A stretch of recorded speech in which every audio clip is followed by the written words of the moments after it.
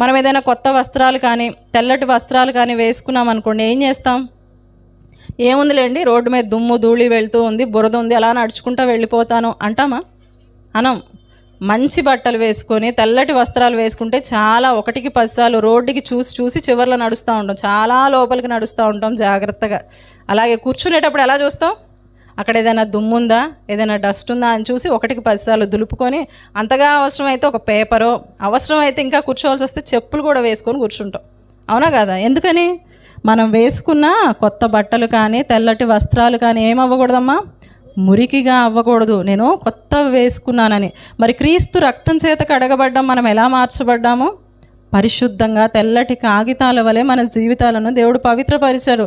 మరి ఇంకా దేవునిలో కడగబడిన తరువాత మన జీవితాన్ని తెల్లటి వస్త్రాలను అలాగే ఉంచుకున్నామా, ఇంకేదైనా మలినం పడిందా అని ఈ రాత్రికాల సమయంలో దేవుడు మరలా మనల్ని ప్రశ్నిస్తూ ఉన్నాడు. ఒకసారి పరిశీలన చేసుకుందాం.